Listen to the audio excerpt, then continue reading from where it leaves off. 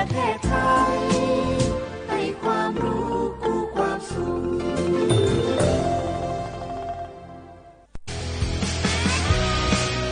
สถานีวิทยุกระจายเสียงแห่งประเทศไทยจังหวัดเชียงใหม่ FM 93.25 เมกะเฮิรตซ์ผู้นำด้านข่าวสารในจังหวัดเชียงใหม่โดยเน้นการมีส่วนร่วมของภาครัฐภาคเอกชนและเครือข่ายภาคประชาชนในพื้นที่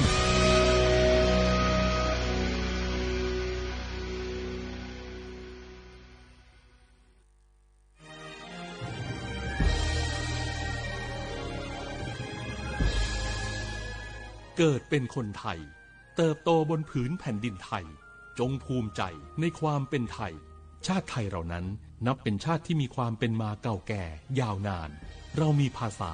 วัฒนธรรมและมีสิ่งต่างๆที่เป็นเอกลักษณ์ให้เราได้ภาคภูมิใจในความเป็นคนไทยเราควรเห็นคุณค่าและมีความรักชาติหวงแหนแผ่นดินอันเป็นมรดกของบรรพชน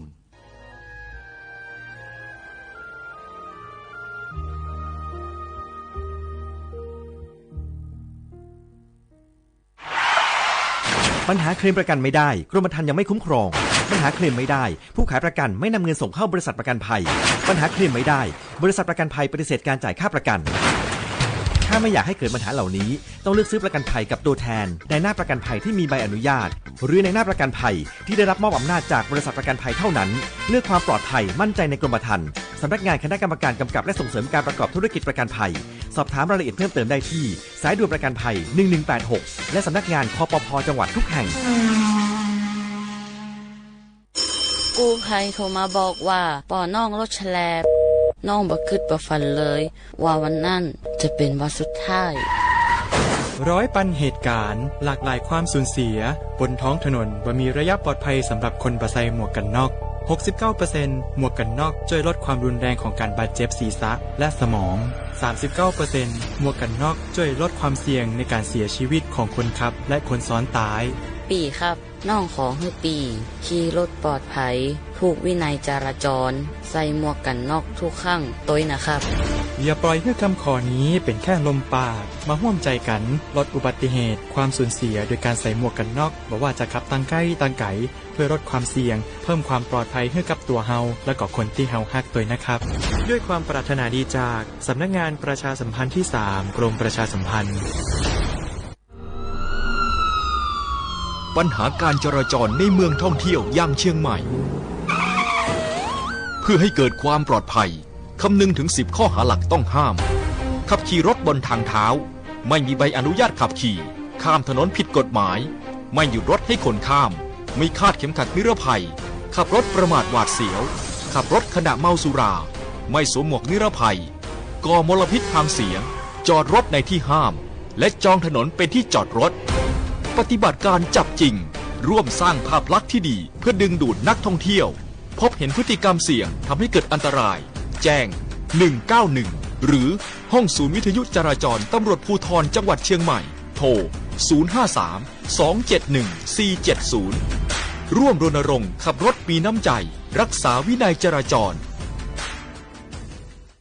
เคล็ดลับในการนั่งรถโดยสารสาธารณะทุกประเภทเริ่มต้นด้วยการคาดเข็มขัดนิรภัยทุกครั้งไม่ควรนอนหลับนะคะควรสังเกตพฤติกรรมการขับขี่ของพนักงานขับรถและสังเกตอุปกรณ์ช่วยชีวิตได้แก่ประตูฉุกเฉินค้อนทุบกระจกและถังดับเพลิงที่สำคัญควรจดจำหมายเลขสายด่วนง่ายๆ1669และ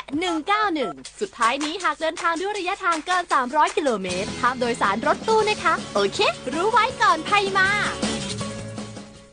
ว่าในเรื่องการใช้รถใช้ถนนที่หลายคนก็คงเคยเจออย่าขับรถเร็วเลยครับเวลาชนก็ชนแรงขับอยู่ดีๆก็ด้านมีรถคันอื่นขับปาดหน้าคิดดีไว้ครับดีที่ไม่ชนมีรถบีบแตรไล่บางทีผมก็อาจจะเกะกะจริงๆ บ่นได้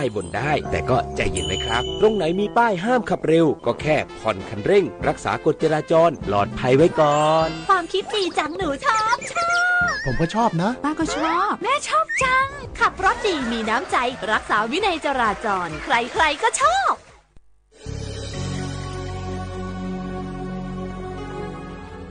เกิดเป็นคนไทยเติบโตบนผืนแผ่นดินไทยจงภูมิใจในความเป็นไทยชาติไทยเรานั้นนับเป็นชาติที่มีความเป็นมาเก่าแก่ยาวนานเรามีภาษาวัฒนธรรม และมีสิ่งต่างๆที่เป็นเอกลักษณ์ให้เราได้ภาคภูมิใจในความเป็นคนไทยเราควรเห็นคุณค่าและมีความรักชาติหวงแหนแผ่นดินอันเป็นมรดกของบรรพชน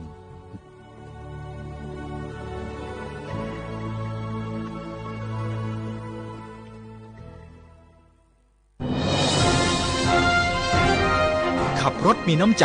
รักษาวินัยจราจรคุณกำลังฟังรายการจราจรเพื่อชุมชนทางสถานีวิทยุกระจายเสียงแห่งประเทศไทยจังหวัดเชียงใหม่ FM 93.25 เมกะเฮิรตซ์ทุกวันจันทร์ถึงวันศุกร์ 16:10 น.ถึง 17:00 น.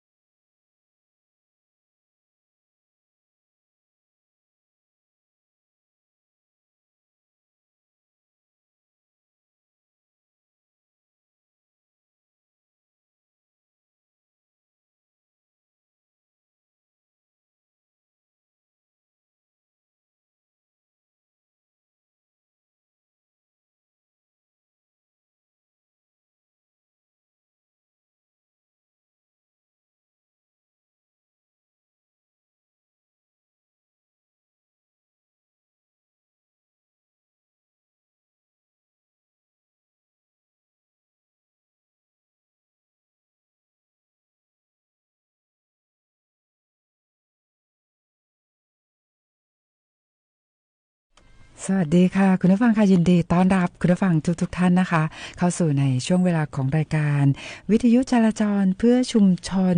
โดยตำรวจภูธร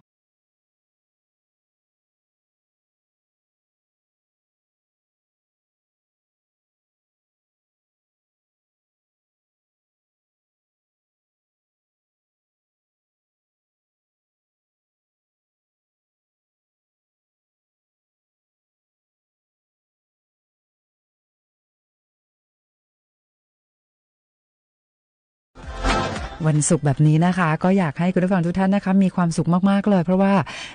ในช่วงนี้นะคะมีหลายพื้นที่ที่มีฝนตกนะคะแล้วก็ในตัวเมืองเชียงใหม่นะคะฝนก็เพิ่งจะตกแล้วก็หยุดไปนะคะแต่ก็อาจจะมีฝนตกปล่อยๆลงมาในช่วงนี้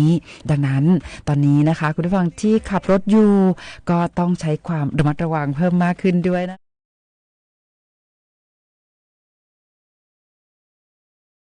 วันศุกร์แบบนี้ค่ะอยากให้ทุกท่านมีความสุขมากๆเลยนะคะหลายท่านก็บอกว่าก็เดี๋ยววันพรุ่งนี้นะคะวันเสาร์วันอาทิตย์นะคะก็จะได้หยุดพักผ่อนนะคะก็จะมีความสุขนะคะแล้วก็ในเรื่องของการเดินทางนะคะเดี๋ยววันนี้เนี่ยเราก็จะมีข้อมูลนะคะเกี่ยวกับในเรื่องของการจัดกิจกรรมต่างๆในช่วงของวันเสาร์อาทิตย์นี้มาฝากคุณผู้ฟังด้วยเพราะว่าท่านสารวัตรจราจรจากกลุ่มงานจราจรตำรวจภูธรจังหวัดเชียงใหม่นะคะนอกจากจะมารายงานสภาพการจราจรแบบเรียลไทม์นะคะก็ยังจะมีข้อมูลให้กับคุณผู้ฟังนะคะได้ใช้ในการวางแผนการเดินทางด้วยค่ะตอนนี้นะคะมาพูดคุยต้อนรับทักทายคุณผู้ฟังที่ให้เกียรติติดตามรับฟังรายการแล้วก็ทักทายเราก็มาผ่านเพจสวทเชียงใหม่ PRD กันก่อนนะคะต้อนรับคุณพงศักดิ์จากกทมค่ะคุณสุรินทร์จากนครศรีธรรมราชนะคะคุณสุทัศน์จากเชียงใหม่คุณสิรินันท์จากลำพูนนะคะคุณสิรินันท์บอกว่าตอนนี้นะที่แม่ทาเนี่ยท้องฟ้าแจ่มใสแต่ว่าคุณสิรินันท์คะตอนนี้นะที่เชียงใหม่ในตัวเมืองนะ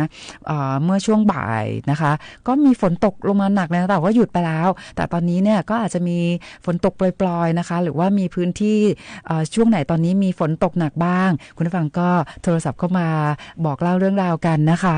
ต้อนรับคุณสิริพรจากเชียงใหม่ด้วยนะคะก็ขอบคุณคุณผู้ฟังทุกท่านเลยนะคะที่อยู่เป็นเพื่อนกันแล้วก็ให้เกียรติติดตามรับฟังรายการนะคะคุณผู้ฟังคะวันนี้นะคะต้องนำเรียนให้กับทุกท่านทราบว่าตำรวจภูธรภาค5แล้วก็หน่วยงานในสังกัดนะคะเรายังคงมุ่งมั่นนะคะทำงานอย่างเข้มแข็งเพราะว่าช่วงนี้เนี่ยอย่างที่เคยได้นำเรียนให้กับคุณผู้ฟังได้รับทราบว่าเราอยู่ในช่วงของการระดมกวาดล้างอาชญากรรมนะคะโดยเฉพาะในเรื่องของอาวุธปืนนะคะเครื่องกระสุนปืนอันนี้คือต้องเร่งระดมนะคะการกวาดล้างอาชญากรรมในเรื่องนี้เป็นพิเศษเลยนะคะเพราะว่าในเรื่องของอาวุธปืนเครื่องกระสุนปืนเนี่ยนะคะถ้าหากว่ามีผู้ที่นำไปก่อเหตุเนาะต้องบอกว่าเป็นอาวุธที่มีความรุนแรงนะคะดังนั้นก็ต้องมีการระดมกวาดล้างอาชญากรรมกันผู้ที่ครอบครองนะคะอาวุธปืนเครื่องกระสุนปืนโดยผิดกฎหมายนะคะโดยไปถึงผู้ที่ลักลอบจำหน่ายด้วยนะคะทั้งจำหน่ายแบบออนไลน์ก็ดีนะคะและผู้ที่ซื้อด้วยนะคะแบบผิดกฎหมายก็ต้องถูกทางเจ้าหน้าที่ตำรวจนะคะดำเนินการจับกุมดำเนินคดีนะคะซึ่งเรามีการระดมกวาดล้างอาชญากรรมกันมาเนี่ยตั้งแต่วันที่14มิถุนายนที่ผ่านมานะคะพอจนถึงเมื่อวานนี้เนี่ยนะคะก็ผลการปฏิบัติงานของตำรวจภูธรภาค5นะคะเราสามารถจับกุมนะคะในคดีความผิดเกี่ยวกับอาวุธปืนเนี่ยนะคะในพื้นที่รับผิดชอบของตำรวจภูธรภาค5ครอบคลุมพื้นที่8จังหวัดภาคเหนือตอนบนตอนนี้เนี่ยจับกุมมาได้แล้ว369คดีนะคะและยังคงมีการระดมกวาดล้างเกี่ยวกับในเรื่องของการจับกุมบุคคลหลบหนีตามหมายจับนะคะก็ผู้ที่หลบหนีนะคะมีหมายจับนะคะแล้วก็อยู่ระหว่างการหลบหนีเนี่ยต้องบอกเลยว่าเรายังคงมีการระดมกวาดล้างนะคะจับกุมในทุกๆเดือนอย่างเช่นในเดือนนี้นะคะระดมกวาดล้างนะคะแล้วก็จับกุมบุคคลหลบหนีตามหมายจับเนี่ยตั้งแต่วันที่14มิถุนายนจนถึงเมื่อวานนี้นะตอนนี้เราจับกุมได้แล้วนะ822คนโอ้โหถือว่าเยอะมากเลยนะคะอันนี้ต้องบอกว่าบุคคลที่หลบหนีตามหมายจับเนี่ยนะคะมีทุกข้อหานะคะใครที่มีหมายจับแล้วก็อยู่ระหว่างการหลบหนีต้องบอกเลยว่าเจ้าหน้าที่ตำรวจนะคะมีการติดตามจับกุมตัวนะคะซึ่งถ้าหากว่าในวันก่อนที่คุณผู้ฟังได้ฟังรายการนะคะแล้วก็เราได้เชิญท่านสารวัตรใหญ่นะคะตำรวจท่องเที่ยวจังหวัดเชียงใหม่นะคะก็ท่านสารวัตรใหญ่ตำรวจ ท่องเที่ยวจังหวัดเชียงใหม่ก็ได้พูดคุยในรายการบอกว่าตำรวจท่องเที่ยวนะนอกจากจะมีหน้าที่ในการอำนวยความสะดวกดูแลรักษาความปลอดภัยดูแลนักท่องเที่ยวทั้งชาวไทยแล้วก็ชาวต่างประเทศเนาะแต่ตำรวจท่องเที่ยวก็ยังคงบูรณาการทำงานร่วมกับตำรวจนะคะทุกหน่วยโดยเฉพาะเขาก็จะมีการนำเอาระบบเทคโนโลยีเนี่ยนะคะมาเพิ่มประสิทธิภาพในการทำงานด้านการป้องกันปราบปรามอาชญากรรมด้วยนะคะก็จะมีระบบเทคโนโลยีนะคะในการจับกุมค้นหาจับกุมตัวนะคะบุคคลที่หลบหนีตามหมายจับโอ้โหอันนี้ก็เป็นการทำงานอย่างมีประสิทธิภาพในการนำเอาระบบเทคโนโลยีนะคะแล้วก็มีการประสานการทำงานร่วมกับหน่วยงานของตำรวจภูธรภาค 5แล้วก็ทุกหน่วยในสังกัดของสำนักงานตำรวจแห่งชาติด้วยนะคะอย่างนี้แล้วนะคะก็เชื่อว่าจะทำให้ผู้ที่คิดจะไปก่ออาชญากรรมทุกชนิดทุกประเภทนะคะก็ไม่อยากจะก่ออาชญากรรมเนาะเพราะว่าถ้าเกิดว่าไปก่อเหตุก็ต้องถูกจับกุมได้แน่ๆแล้วก็ถูกดำเนินคดีนะคะสูญสิ้นอิสรภาพดังนั้นนะคะพอทุกคนไม่ก่ออาชญากรรมก็จะทำให้สังคมของเราเป็นสังคมที่มีความปลอดภัยแล้วก็สงบสุขนะคะแต่อย่างไรก็ตามค่ะในช่วงนี้อย่างที่ได้นำเรียนให้กับคุณผู้ฟังว่าตำรวจภูธรภาค 5อยู่ในช่วงของการระดมกวาดล้างอาชญากรรมนะคะถ้าหากว่าคุณผู้ฟังพี่น้องประชาชนมีข้อมูลเบาะแสอาชญากรรมทุกชนิดทุกประเภทนะคะท่านก็สามารถเป็นส่วนหนึ่งในการมีส่วนร่วมในการป้องกันปราบปรามอาชญากรรมได้ด้วยการแจ้งเบาะแสให้กับทางเจ้าหน้าที่ตำรวจทราบนะคะผ่านช่องทางสายด่วน191หรือว่าจะเป็นช่องทาง LINE@ นะคะ police 5ของตำรวจภูธรภาค 5ก็ต้องขอบคุณมากๆเลยนะคะที่ทุกท่านจะได้ช่วยแจ้งเบาะแสให้กับทางเจ้าหน้าที่ตำรวจค่ะเอาละค่ะคุณผู้ฟังคะตอนนี้นะเราก็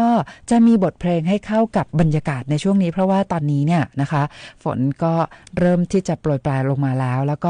ก็เป็นไปตามที่ทางศูนย์อุตุนิยมวิทยาภาคเหนือนะคะวันนั้นท่านผู้อำนวยการนะคะก็ได้ให้เกียรติร่วมพูดคุยในรายการด้วยว่าเดี๋ยววันเสาร์อาทิตย์นี้ปริมาณฝนเนี่ยก็จะเพิ่มมากขึ้นนะคะ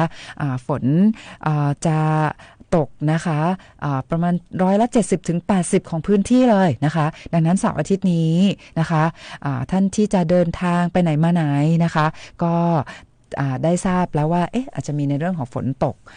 มากขึ้นนะคะก็จะได้เตรียมตัววางแผนในเรื่องของการเดินทางการจัดกิจกรรมต่างๆนะคะตอนนี้มีบทเพลงมาฝากคุณผู้ฟังอีกหนึ่งเพลงให้เข้ากับบรรยากาศในช่วงนี้ด้วยนะคะมาฟังผลงานเพลงที่ชื่อว่าวันนั้นฝนก็ตกแบบนี้แหละค่ะ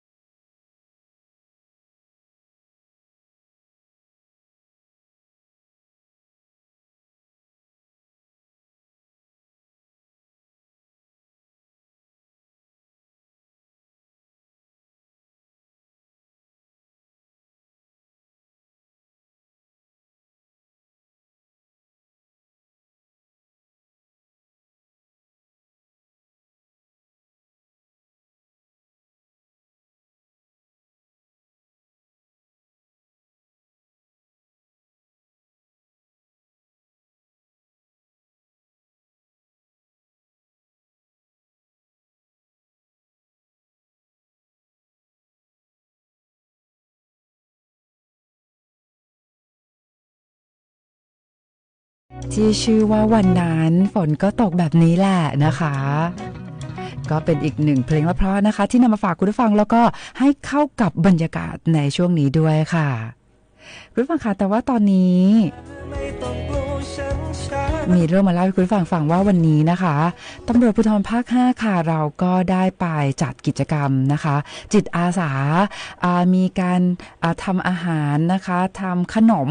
ให้กับน้องๆนักเรียนนะคะแล้วก็บุคลากรที่โรงเรียนสอนคนตาบอดภาคเหนือในพระบรมราชูปถัมภ์ราชินูปถัมภ์นะคะจังหวัดเชียงใหม่แล้วก็พอเราไปทำแล้วนะคะก็โอ้โหมีความสุขใจมากๆเลยนะคะที่ได้ทำอาหารทำขนมนะคะให้น้องๆได้ทานนะคะแล้วก็ได้มีกิจกรรมนะคะร่วมรับประทานอาหารกับทางบุคลากรของโรงเรียนด้วยนะคะแต่ว่าตอนนี้ค่ะเราจะไปสัมภาษณ์นะคะท่านผู้อำนวยการโรงเรียนนะคะก็ขออนุญาตต้อนรับนะคะท่านสุวิทย์สุลาธาสวัสดีค่ะ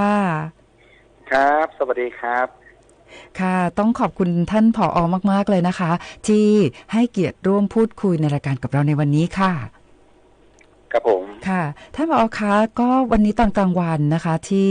ทางท่านพลตำรวจตรีพรพิทักษ์รู้ยืนยงนะคะท่านรองผู้บัญชาการตำรวจภูธรภาค 5ก็ได้พาข้าราชการตำรวจในสังกัดไปจัดกิจกรรมนะคะจัดทำขนมประกอบอาหารนะคะให้กับเด็กนักเรียนนะคะที่โรงเรียนสอนคนตาบอดภาคเหนือในพระบรมราชินูปถัมภ์จังหวัดเชียงใหม่วันนี้พวกเรามีความสุขใจมากๆเลยนะคะแต่ก็พอได้พูดคุยกับท่านผอ.ก็ทราบว่าที่โรงเรียนนะคะมีการให้บริการเกี่ยวกับนวดแผนโบราณด้วยมีร้านกาแฟด้วยนะคะอยากให้ท่านผอ.สุวิทย์นะคะได้เล่าให้กับคุณผู้ฟังฟังว่าเป็นยังไงบ้างนะคะตอนนี้มีเด็กนักเรียนจำนวนเท่าไหร่แล้วก็เด็กนักเรียนมานวดแผนโบราณมาทำร้านกาแฟเป็นยังไงบ้างอยากให้เล่าให้ฟังด้วยค่ะครับครับก่อนอื่นก็นะครับต้องขอบคุณทางตำรวจภูธรภาค 5นะครับที่ได้ให้การอนุเคราะห์นะครับสนับสนุนในเรื่องของการจัดเลี้ยงอาหารกลางวันให้กับนักเรียนโรงเรียนสอนคนตาบอดภาคเหนือในพระบรมราชินูปถัมภ์จังหวัดเชียงใหม่นะครับซึ่งโรงเรียนของเรานะครับอยู่ภายใต้การกำกับดูแลของสำนักบริหารงานการศึกษาพิเศษนะครับสำนักงานคณะกรรมการการศึกษาขั้นพื้นฐานกระทรวงศึกษาธิการนะครับซึ่งเป็นโรงเรียนที่สอนเด็กตาบอดนะครับที่อยู่ในการดูแลของรัฐบาลนะครับซึ่งที่เมื่อกี้นะครับได้กล่าวถึงในเรื่องของอาชีพนะครับซึ่งที่จริงโรงเรียนสอนคนตาบอดเรานะครับมีอาชีพที่หลากหลายนะครับแต่ว่าที่ได้นำเสนอไปเมื่อกี้นะครับก็จะมีอยู่2อาชีพนะครับก็คืออาชีพนวดนะครับซึ่งโรงเรียนของเรานะครับมีการเปิดสอนนะครับเรื่องของการนวดแพทย์แผนไทยซึ่งตรงนี้เนี่ยเรามีหลักสูตรระยะสั้นนะครับแล้วก็หลักสูตรที่เป็นของโรงเรียนเพื่อฝึกอาชีพให้กับนักเรียนเมื่อจบการศึกษาไปแล้วเนี่ยนะครับจะเห็นได้ว่าอาชีพนวดเนี่ยเป็นอาชีพที่เหมาะสมกับเด็กตาบอดนะครับทีนี้ทางต้นสังกัดเองนะครับสำนักบริหารงานการศึกษาพิเศษแล้วก็สำนักงานการศึกษาขั้นพื้นฐานนะครับก็มีโครงการส่งเสริมอาชีพนะครับแล้วก็การหารายได้ระหว่างเรียนหรือที่พวกเรารู้จักก็คือสอรนะครับหรือว่าLearn to Earnนะครับก็คือส่งเสริมให้นักเรียนเนี่ยมีรายได้ระหว่างเรียนดังนั้นในโรงเรียนของเรานะครับก็มีการสอนอาชีพนวดให้กับนักเรียนนะครับแล้วก็เป็นสถานฝึกนะครับฝึกอาชีพให้กับนักเรียนแต่ว่านะครับก็จะมีผู้มีการสนับสนุนหรือว่ามีอยากช่วยเหลือน้องๆนะครับก็สามารถที่มานวดผ่อนคลายนะครับที่ศูนย์ฝึกอาชีพการนวดของโรงเรียนได้ครับผมค่ะอาจารย์คะถ้าคุณผู้ฟังพี่น้องประชาชนนะคะที่ฟังรายการเราอยู่ตอนนี้นะคะอยากจะไปใช้บริการนะคะไปให้กำลังใจสนับสนุนน้องๆนักเรียนตาบอดนะคะที่โรงเรียนเนี่ยก็อยากทราบเปิดบริการตั้งแต่กี่โมงถึงกี่โมงแล้วก็ราคาเป็นยังไงบ้างคะอาจารย์ครับผมในส่วนของการนวดนะครับตอนนี้เนี่ยนะครับเราเปิดให้บริการทุกวันนะครับก็ในวันเวลาราชการเลยนะครับก็คือ8:30 จนถึง4:30ทุกวันเลยนะครับครับผม อาจารย์แล้วเสาร์อาทิตย์ก็เสาร์อาทิตย์เปิดไหมคะเปิดครับอ๋อค่ะเปิดครับในราคาชั่วโมงละ150 บาทครับซึ่งตัวนี้เนี่ยเราไม่ได้คาดหวังเรื่องของรายได้ของนักเรียนนะครับแต่สิ่งที่เราคาดหวังให้กับนักเรียนก็คืออาชีพหลังจากที่เด็กๆได้จบการศึกษาไปแล้วนะครับเด็กก็จะมีอาชีพติดตัวแล้วก็มีรายได้ที่จะต้องนำไปลงทุนในการต่อยอดประกอบอาชีพที่บ้านหรือว่าไปศึกษาต่อนะครับค่ะอาจารย์คะแต่หลายท่านอาจจะสงสัยว่าแล้วถ้าเราไปนวดนะคะเด็กที่จะมานวดเนี่ยอายุเท่าไหร่อย่างเงี้ยค่ะอ๋อครับที่จริงการนวดเนี่ยนะครับมันก็จะมีในเรื่องของคุณสมบัติของผู้ประกอบอาชีพนวดอยู่นะครับแต่ทีนี้ของเราเนี่ยตรงร้านนวดเนี่ยเรามีบุคลากรอยู่ทั้งหมดอยู่2ส่วนนะครับส่วนที่1ก็คือเป็นบุคลากรที่เป็นศิษย์เก่าของเรานะครับซึ่งจบการศึกษาขั้นพื้นฐานไปแล้วก็คืออายุเกิน18 ปีนะครับเราก็จะมีทั้งศิษย์เก่าที่เป็นผู้ชายแล้วก็เป็นผู้หญิงอันนี้คือส่วนหนึ่งนะครับส่วนนักเรียนที่จะมาช่วยในการนวดเนี่ยอันนี้ก็จะอยู่ในช่วงวัยของเรานะครับก็ส่วนมากก็จะอยู่ในระดับม.1 ถึงม.6 นะครับอันนี้เนี่ยก็จะเป็นนักเรียนที่เรียนฝึกนวดกับเราก็เอามาฝึกทักษะครับซึ่งทั้งหมดทั้งมวลเนี่ยก็อย่างบอกก็คือเรามีหลักสูตรนวดที่เราได้รับการรับรองแล้วก็เราสามารถสอนนวดได้2ก็คือเราเชิญวิทยากรข้างนอกเนี่ยเข้ามาสอนนวดให้กับเด็กๆด้วยนะครับครับผมดีจังเลยนะคะดังนั้นนะคะคุณผู้ฟังพี่น้องประชาชนที่ขี้เมื่อยเนาะอยากจะไปนวดนะคะแล้วก็ให้กำลังใจน้องๆนักเรียนด้วยนะคะจากโรงเรียนสอนคนตาบอดนะคะก็ไปใช้บริการด้วยเพราะว่าท่านผอ.บอกว่าเปิดทุกวันนะคะอย่างวันพรุ่งนี้เนี่ยวันเสาร์อาทิตย์ก็เปิดให้บริการตั้งแต่เช้าใช่ไหมคะจนถึงช่วงเย็นเลยใช่ครับส่วนครับอีกอาชีพหนึ่งก็คือเป็นคาเฟ่หรือว่าเป็นกาแฟก็เช่นเดียวกันครับก็คือตรงนี้เนี่ยก็ผ่านการพิจารณาจากคณะครูบุคลากรนะครับว่าอาชีพในเรื่องของการเปิดร้านกาแฟเนี่ยก็เป็นอาชีพหนึ่งที่เด็กตาบอดสามารถทำได้นะครับก็จะมีเด็กอยู่2กลุ่มนะครับก็คือ1บอดสนิทนะครับกับเด็กที่มองเห็นบ้างนะครับเด็ก2กลุ่มนี้นะครับก็จะเรียนทักษะในเรื่องของการทำเครื่องดื่มแล้วก็ขนมเบื้องต้นนะครับซึ่งอยู่ภายใต้การกำกับดูแลของคุณครูแล้วก็บุคลากรนะครับซึ่งร้านกาแฟของเราเนี่ยเป็นที่นิยมแล้วก็ชื่นชอบสำหรับคนที่ชอบดื่มกาแฟแล้วก็บรรยากาศแบบมินิมอลแบบสบายๆซึ่งส่วนใหญ่ที่พวกเราได้รับการชื่นชมก็คือเรื่องของสถานที่สวยสะอาดแล้วก็มีกลิ่นหอมครับน้ำสะอาดอะไรเงี้ยครับแล้วก็มีทั้งคนไทยแล้วก็ต่างชาตินะครับเข้ามาบางทีก็จะมีนักเรียนนักศึกษามาอ่านหนังสืออะไรเงี้ยครับอ๋อดีจังเลยนะคะอาจารย์ขาบอกชื่อร้านกาแฟด้วยค่ะอาจารย์นะคะก็เป็นร้านกาแฟของโรงเรียนเลยครับชื่อว่าร้าน41 area นะ41 area ครับผมอ๋อค่ะคืออยู่ภายใต้รั้วโรงเรียนเลยครับท่านมาใช้บริการทั้งนวดแล้วก็ร้านกาแฟสามารถแจ้งที่ป้อมยามนะครับว่ามานวดหรือว่ามาดื่มกาแฟเนี่ยโรงเรียนนะครับให้บริการเรื่องสถานที่จอดรถภายในโรงเรียนได้ด้วยโอ้โหดีเลยนะคะดังนั้นนะคะก็อยากให้คุณผู้ฟังนะคะได้ไปใช้บริการในเรื่องของนวดแผนโบราณแล้วก็ไปชิมกาแฟฝีมือเด็กๆนะคะที่ร้านArea 41เหรอคะอาจารย์ใช่ครับผมค่ะก็เชิญชวนกันได้เลยนะคะอาจารย์คะท้ายนี้ค่ะก็อาจจะมีคุณผู้ฟังพี่น้องประชาชนอีกหลายท่านเช่นกันนะคะอยากจะไปจัดเลี้ยงอาหารนะคะหรือว่าอยากจะไป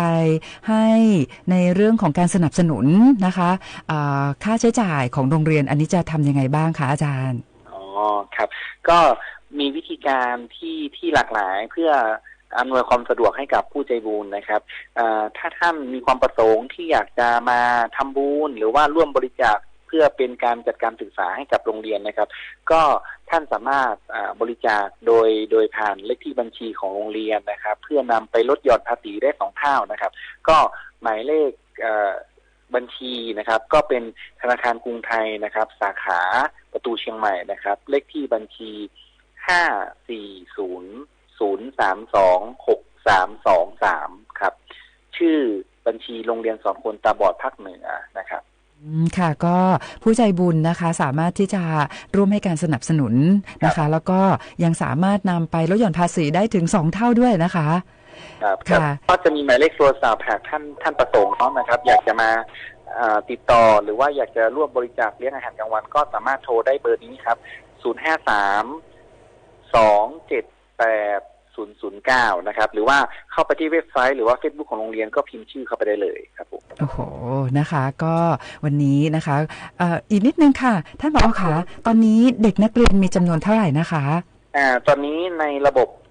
ข้อมูลสารสนเทศของโรงเรียนตอนนี้นักเรียนเรามี104คนครับ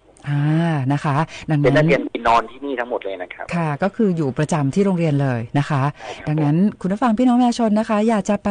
จัดเลี้ยงอาหารนะคะมื้อไหนก็ได้เช้ากลางวันเย็นนะคะหรือว่าจะไปสนับสนุนทุนการศึกษาไปใช้บริการในเรื่องของนวดแผนโบราณไปสนับสนุนไปชิมกาแฟฝีมือน้องๆก็เชิญได้เลยนะคะ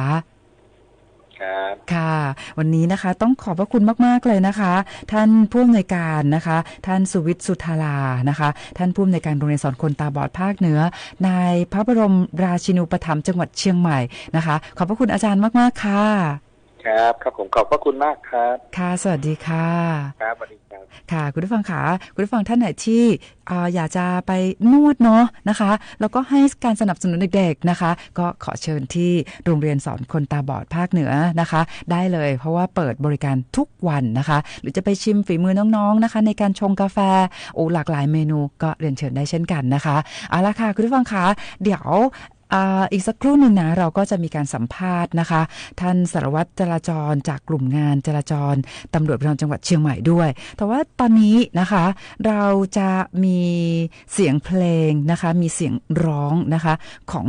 สาวน้อยมหัศจรรย์อีกคนนึงมาฝากคุณผู้ฟังด้วยสั้นๆนะคะก็เนื่องจากว่านะคะตอนนี้เนี่ยนะคะทางโรงเรียน Prince Royal นะคะก็ได้แสดงความยินดีกับเด็กนักเรียนนะคะชื่อน้องชัญญานะคะหรือว่าชื่อจริงชื่อน้องอัญชัญญาเทพกิดากรนะคะเพราะว่าน้องเนี่ยนะคะน้องเนี่ยเป็นสาวน้อยมหัศจรรย์น้องอายุแค่14ปีแต่ว่าตอนนี้น้องได้รับการคัดเลือกนะคะให้เป็นสมาชิกคนที่2ของโปรเจกต์ YG Next Monster นะคะของค่าย YG Entertainment โอ้โหนะคะซึ่งก็ต้องขอแสดงความยินดีกับน้องด้วยแล้วก็น้องมีความสามารถมากๆเลยนะคะเดี๋ยวเราจะไป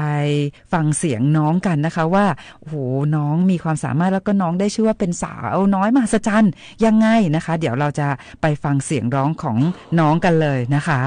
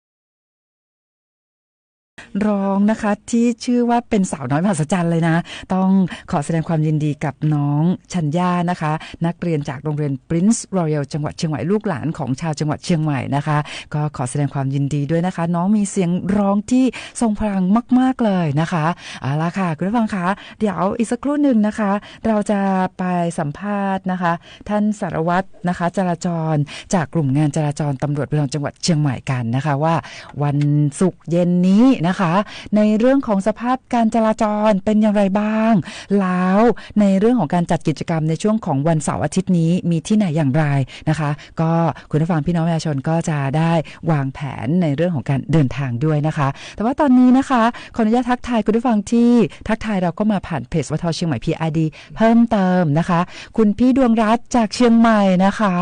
แล้วก็คุณสุรินทร์จากนครศรีธรรมราชให้ข้อมูลบอกว่าที่นครศรีธรรมราชนะฝนตกตั้งแต่บ่ายโมงละตอนนี้ยังไม่หยุดเลยโอ้นะคะก็ต้องฝากบอกคุณสุรินทร์ว่าฝนที่ตกทางโน้นนะหนาวถึงคนทางนี้เลยนะคะเป็นกำลังใจให้กับคุณสุรินทร์แล้วก็ชาวนครศรีธรรมราชทุกท่านเลยนะคะตอนนี้เราจะไปสัมภาษณ์ท่านพันตำรวจโทณัฐพงศ์สุขทานกันนะคะ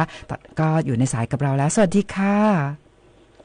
สวัสดีครับผู้กำกับครับสวัสดีครับผู้รับฟังครับค่ะสวัสดีณัฐพงศ์คะเย็นวันศุกร์วันนี้เป็นยังไงบ้างคะสภาพการจราจรค่ะวันนี้แยกสำคัญครับ3912ครับเพราะว่าฝนตกน่าจะเลือกใช้ยานพาหนะเป็นรถยนต์ออกมาครับแล้วก็น่าจะมีจุดที่ชะลอแล้วก็เป็นจุดที่มีน้ำท่วมขังบนผิวการจราจรครับก็ใครที่ขี่จักรยานยนต์มาก็โปรดไปใช้ความระมัดระวังครับพุ่งกับครับค่ะหมายถึงว่าตอนนี้เนี่ยพอฝนที่ตกลงมาหนักในช่วงบ่ายแล้วก็หยุดลงไปแต่ว่าอาจจะมีในเรื่องของพื้นที่ที่มีน้ำท่วมขังอย่างนั้นใช่ไหมคะสวัสดิ์ค่ะใช่ครับบริเวณที่ซอยเล็กซอยน้อยครับทางเลี่ยงครับจะมีน้ำท่วมขังคล้ายๆรอการระบายครับก็ให้ใช้ความระมัดระวังครับค่ะก็เป็นเรื่องของเวลาที่เรามีฝนตกหนักเนาะนะคะก็อาจจะมีน้ำท่วมขังในบางพื้นที่ดังนั้นต้องอย่าขับรถเร็วนะสวัสดิ์ว่าไหมคะใช่ครับก็รวมถึงหมั่นตรวจสอบความพร้อมของยานพาหนะด้วยครับพุ่งกับครับค่ะเพราะว่าในช่วงนี้เนี่ยนะคะก็ทางศูนย์อุตุนิยมวิทยาภาคเหนือนะคะก็บอกว่าเสาร์อาทิตย์นี้นะคะมีปริมาณฝนเพิ่มมากขึ้นด้วยนะคะแต่ว่าตั้งแต่ช่วงบ่ายวันนี้แล้วเนาะที่ฝนก็เริ่มตกลงมาในช่วงนี้ดังนั้นนะคะในเรื่องของปริมาณรถที่จะมากขึ้นในช่วงเย็นวันนี้นะคะแล้วก็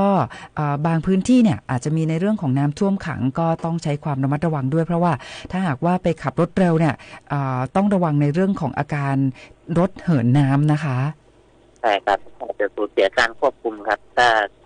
เบรกกระทันหันครับอาจเกิดอุบัติเหตุได้ครับค่ะและนอกจากนั้นยังมีข้อมูลเพิ่มเติมในเรื่องไหนบ้างคะเชิญได้เลยค่ะครับขอประชาสัมพันธ์หนึ่งเรื่องครับพรุ่งนี้ครับ21มิถุนายนครับทางโรงเรียนสาธิตมหาวิทยาลัยเชียงใหม่ครับมีการจัดกิจกรรมเดินขึ้นดอยพระธาตุดอยสุเทพครับก็เริ่มตั้งแต่06:00เป็นต้นไปครับก็จุดเริ่มต้นก็โรงเรียนสาธิตเลยครับที่หมายก็วัดพระธาตุดอยสุเทพโดยใช้เส้นทางถนนสุเทพถนนช่องทางธรรมชาติและถนนศรีวิไลครับก็ทางกลุ่มงานจราจรได้จัดเจ้าหน้าที่อำนวยความสะดวกแล้วครับก็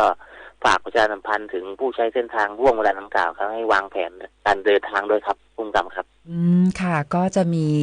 การเดินขึ้นดอยของเด็กๆนักเรียนโรงเรียนสาธิตมหาวิทยาลัยเชียงใหม่วันพรุ่งนี้แต่เช้าเลยนะคะก็คุณผู้ฟังพี่น้องประชาชนก็จะได้ทราบเป็นข้อมูลนะคะว่าน้องๆเขาจะเดินขึ้นดอยกันในวันพรุ่งนี้นะคะและในช่วงท้ายนี้สวัสดิ์ณัฐพงศ์มีอะไรฝากถึงคุณผู้ฟังพี่น้องประชาชนผู้ใช้รถใช้ถนนเชิญได้เลยค่ะครับก็กลุ่มงานจราจรครับก็ห่วงเรื่องการใช้เส้นทางครับช่วงนี้ก็มีการกวดขันวินัยการจราจรก็ประชาสัมพันธ์เรื่องการใช้หมวกกันน็อกทั้งผู้ขับขี่และผู้โดยสารครับพุ่งกับครับก็มีฝนตกก็วางแผนการเดินทางดีๆครับขอบคุณมากครับพุ่งกับครับค่ะก็ขอบคุณท่านพันตำรวจโทณัฐพงศ์สุขทานนะคะสารวัตรจราจรจากกลุ่มงานจราจรตำรวจภูธรจังหวัดเชียงใหม่ที่ร่วมพูดคุยกับเราในวันนี้นะคะขอบคุณมากค่ะ ปกติเลยครับขอบคุณครับค่ะสวัสดีค่ะเอาล่ะค่ะคุณผู้ฟังคะก็เย็นวันศุกร์นี้นะคะฝนตกก็มีปริมาณรถเยอะนิดนึงนะคะเพราะว่าคุณพ่อคุณแม่ผู้ปกครองก็อาจจะหันมาใช้รถยนต์มากขึ้นนะคะแต่ไม่เป็นไรเนาะเพราะว่าวันพรุ่งนี้วันหยุดเสาร์อาทิตย์นะคะหลายท่านก็บอกว่าเย็นวันศุกร์นี้ไม่เป็นไรนะคะไม่เร่งรีบนะคะเพราะว่าพรุ่งนี้ก็เป็นวันหยุดแต่ว่าก็จะมีกิจกรรมอย่างที่ท่านสวัสดิ์บอกว่าพรุ่งนี้น้องๆนักเรียนสาธิตมหาวิทยาลัยเชียงใหม่เขาจะเดินขึ้นดอยกันนะคะก็เป็นกำลังใจให้น้องๆนะคะขอให้เดินขึ้นดอยอย่างมีความสุขกันด้วยค่ะเอาล่ะค่ะคุณผู้ฟังคะในช่วงท้ายนี้นะคะต้องฝากบอกคุณผู้ฟังว่าวันหยุดเสาร์อาทิตย์นะคะส่วนราชการอาจจะหยุดเนาะแต่ต้องบอกว่ามิจฉาชีพไม่หยุดนะคะมิจฉาชีพเนี่ยยังคงหลอกลวงพี่น้องประชาชนในหลากหลายรูปแบบนะคะน้องๆนักเรียนนักศึกษาก็ต้องรู้เท่าทันกลโกงของแก๊งมิจฉาชีพนะคะซึ่งในส่วนของน้องๆนักเรียนนักศึกษาเนี่ยมิจฉาชีพก็จะหลอกว่าน้องๆเนี่ยนะคะถูกเปิดบัญชีม้าบ้างละนะคะหรือว่าทำผิดกฎหมายฟอกเงินบ้างละนะคะก็คือจะมีสตอรี่เข้ามาหลอกให้น้องๆเนี่ยเกิดความกลัวแล้วก็บอกว่าตอนนี้มีหมายเรียกหมายจับมีแล้วก็ขอแอดไลน์นะคะแล้วก็ปลอมเป็นตำรวจปลอมนะคะให้น้องๆเนี่ยนะคะโอนเงินเข้ามาตรวจสอบเพื่อไม่ให้ตัวเองแล้วก็คุณพ่อคุณแม่คนในครอบครัวเนี่ยจะต้องถูกจับกุมนะคะถ้าหากมาในลักษณะนี้นะคะตัดสายทิ้งไปเลยอย่าได้หลงเชื่อนะคะคราวนี้ตอนนี้เราก็จะมีคลิปเสียงนะคะเกี่ยวกับในเรื่องของการเตือนภัยเกี่ยวกับในรูปแบบของ romance scam มาฝากคุณผู้ฟังด้วยเพราะว่าในเรื่องของ romance scam เนี่ยนะคะไม่เพียงแต่น้องๆนักเรียนนักศึกษาที่จะถูกหลอกนะคะคนทุกวัยเลยนะผู้ใหญ่นะคะคนสูงวัยก็ถูกหลอกในลักษณะของ romance scam ด้วยแล้วก็หลอกให้รักแล้วก็หลอกให้ลงทุนนะคะก็จะ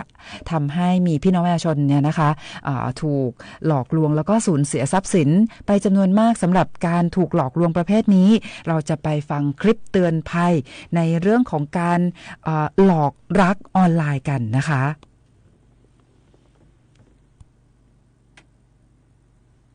เราไม่เคยคิดเลยว่าวันหนึ่งตัวเองจะตกเป็นเหยื่อของมิจฉาชีพออนไลน์มันเริ่มจากการที่เราไปเจอไลฟ์สดของผู้ชายต่างชาติคนหนึ่งเขาเป็นผู้ชายหน้าตาดีอบอุ่นใจดีหลังจากนั้นเราเริ่มแชทคุยกันเขาทักมาหาทุกวันส่งข้อความหวานๆบอกว่าชอบเราดูเขาไลฟ์ช่วยเหลือคนประจำพอได้คุยกันไปเรื่อยๆเขาก็ขอเราเป็นแฟนจนวันหนึ่งเขาบอกว่าอยากมาเจอเราเขาจะมารับเราไปเที่ยวที่บ้านเขาจนเราจินตนาการถึงวันที่จะได้เจอกันเขาส่งลิงก์บางอย่างมาให้บอกว่าให้เรากรอกข้อมูลจะเอาไปทำวีซ่าให้เราเลยกรอกข้อมูลไปทั้งข้อมูลส่วนตัวและข้อมูลบัตรเครดิตด้วย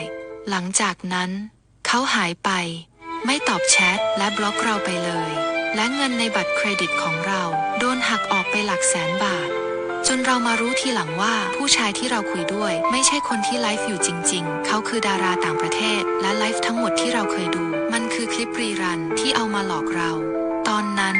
เราถึงได้รู้ว่าเราโดนหลอกเต็มๆนี่คือตัวอย่างของ Romance Scam หรือมิจฉาชีพต่างชาติหลอกให้รักก่อนจะโกงเงินและถ้าไม่แน่ใจโทรแจ้งสายด่วน AOC 1441หรือ GCC 1111อย่าลืมนะคะไม่กดลิงก์ไม่เชื่อไม่รีบไม่โอนสวัสดีค่ะค่ะคุณผู้ฟังคะก็เป็นนะคะคลิปเสียงในเรื่องของการเตือนภัยในรูปแบบของหลอกรักออนไลน์หรือว่า romance scam นะคะซึ่งนอกจากจะมีรูปแบบนี้นะคะที่ส่งลิงก์นะคะมาให้กดปรากฏว่าถูกแฮกบัตรเครดิตแล้วก็ถูกใช้เงินไปนะคะแต่ยังมีอีกหลายรูปแบบนะคะเพราะว่าตอนนี้เนี่ยก็จะเจอมากเลยนะคะมิจฉาชีพเนี่ยนะคะจะไปเอารูปโปรไฟล์นะคะของพี่น้องประชาชนที่อยู่ในFacebook อะไรแบบเนี้ยนะคะแล้วก็เอารูปมาเป็นรูปตัวเองแล้วก็ไปหลอกลวงนะคะซึ่งส่วนใหญ่ก็จะเป็นในลักษณะของอาจจะเป็นในเรื่องของคุณพ่อเลี้ยงเดี่ยว นะคะมีลูกติดเนาะหรือว่าคุณพ่อไม้นะคะแล้วก็ไปเอาโปรไฟล์แล้วก็ไปเอาภาพที่เขาใช้ในชีวิตประจำวันต่างๆเนี่ยมาหลอกนะคะแล้วสุดท้ายเนี่ยก็จะหลอกให้เหยื่อเนี่ยนะคะลงทุนนะคะโดยรูปแบบของการลงทุนเนี่ยก็ตอนแรกก็จะบอกว่าเนี่ยนะคะเพราะรักนะเนี่ยนะคะหวังดีถึงชวนให้ไปลงทุนเพราะว่าได้ผลตอบแทนสูงนะคะแล้วตอนแรกเนี่ยเขาก็จะให้เราเนี่ยไปใช้ username password เขานะคะสร้างความเชื่อถือนะคะบอกว่าเนี่ยถ้าไม่รักเนี่ยไม่ให้ใช้หรอกนะคะคราวนี้พอเราไปหลงเชื่อใช่ไหมคะไปใช้แล้วก็ได้เงินตอบแทนสูงจริงซึ่งทุกอย่างเนี่ยเป็นการหลอกลวงหมดเลยนะคะหลังจากนั้นก็ชักชวนให้เราลงทุนนะคะพอลงทุนตอนแรกก็จะได้เงินคืนค่ะโอ้โห30%เลยนะโอนถอนคืนได้หมดเลยนะคะครั้งที่1ก็ถอนคืนได้ครั้งที่2ก็ถอนได้นะคะก็พอเราตายใจก็จะมีเงื่อนไขให้เราโอนมากขึ้นแล้วก็จะมีสตอรี่ขึ้นมาว่าเนี่ยต้องโอนค่าธรรมเนียมโอนค่าภาษีสุดท้ายนะคะก็จะสูญเสียเงินเป็นจำนวนหลักแสนหรือว่าหลักล้านนะคะดังนั้นก็ต้องมาย้ำเตือนกันนะคะว่าถึงแม้ว่าพรุ่งนี้วันหยุดเสาร์อาทิตย์นะคะมิจฉาชีพไม่หยุดนะคะยังคงหลอกลวงพี่น้องประชาชนในหลากหลายรูปแบบโดยเฉพาะในช่วงนี้นะคะเกี่ยวกับในเรื่องของการหลอกว่าเป็นเจ้าหน้าที่ภาครัฐนะคะกลับมาหลอกอีกแล้วไม่ว่าจะเป็นเจ้าหน้าที่การไฟฟ้าเจ้าหน้าที่จากกรมที่ดินนะคะกลับมาอีกแล้วนะคะดังนั้นอยากให้คุณผู้ฟังพี่น้องประชาชนนะคะได้รู้เท่าทันกลโกงของแก๊งมิจฉาชีพแล้วก็ไม่ไปหลงเชื่อนะคะถ้าหากว่าจะให้เราเนี่ยไปสแกน QR code เพื่อให้ได้รับเงินค่าประกันหม้อไฟฟ้าอย่าได้หลงเชื่อนะคะให้เรานะคะเข้าไปในตั้งค่าเพื่อที่จะได้รับเงินคืนในเรื่องของเครื่องใช้ไฟฟ้าหรือว่าสินค้าที่เราซื้อไปก่อนหน้านี้แล้วก็บอกว่าตรวจพบว่ามีการชำรุดนะคะแล้วก็จะชดเชยให้เงินเราครึ่งนึงนะคะให้เราเข้าไปแอดไลน์สแกน QR code แล้วก็จะได้รับเงินคืนอันนี้อย่าได้หลงเชื่อนะคะหรือจะเป็นการหลอกลวงบอกว่าเนี่ยจะต้องได้สมัครนะคะเพื่อได้รหัสร้านค้าจะได้ไปจำหน่ายในเรื่องของสินค้าไม่ว่าจะเป็นเสื้อผ้ามือสองก็ดีนะคะเข้าไปในตลาดที่เขาสร้างขึ้นมาในกลุ่ม Open Chat แต่ว่าจะต้องมีรหัสร้านค้าก่อนนะคะค่าสมัครได้รับรหัสร้านค้า129 บาทหรืออะไรแบบนี้อย่าได้ทำนะคะรวมไปถึงข้าราชการบำนาญนะคะที่ได้รับการติดต่อบอกว่าเนี่ยตอนนี้นะจะได้รับเงินในเรื่องของเงินเพิ่มค่าครองชีพเพิ่มนะคะแต่ว่าจะต้องมีการยืนยันตัวตนแล้วก็ต้องได้รับรหัสของข้าราชการบำนาญอันนี้อย่าได้หลงเชื่อไม่มีแน่ๆนะคะซึ่งการหลอกลวงของแก๊งมิจฉาชีพเนี่ยนะคะจะมาในหลากหลายรูปแบบนะคะไม่ว่าจะเป็นโรแมนต์สแกมหลอกให้ลงทุนนะคะหรือว่าจะเป็นในเรื่องของแก๊ง call center นะคะถ้าหากว่ามีโทรศัพท์มาบอกว่าเป็นผู้ให้บริการเครือข่ายมือถือตอนนี้ตรวจพบว่าคุณได้มีการทำสมัครบัญชีนะคะแล้วก็ถูกใช้เป็นบัญชีม้ามีหมายเรียกหมายจับปลอมให้คุยกับตำรวจปลอมอันนี้ตัดสายทิ้งได้เลยนะคะอย่าได้หลงเชื่อแต่ถ้าหากว่าคุณผู้ฟังพี่น้องประชาชนนะคะตกเป็นผู้เสียหายแล้วนะคะสิ่งที่จะต้องรีบดำเนินการอันดับแรกเลยนะคะก็คือการโทรศัพท์แจ้งไปที่สายด่วน1441นะคะเพราะว่าจะได้ดำเนินการในเรื่องของการอายัดบัญชีนะคะแล้วก็แจ้งความออนไลน์ด้วยนะคะอันนี้ก็จะเป็นการที่อยากให้คุณผู้ฟังพี่น้องประชาชนเนี่ยนะคะได้รู้เท่าทันกลโกงของแก๊งมิจฉาชีพและถ้าหากว่าเราเกิดความเสียหายนะคะสิ่งแรกที่ต้องดำเนินการก็คือรีบโทรแจ้ง1441เพื่อที่จะทำการอายัดบัญชี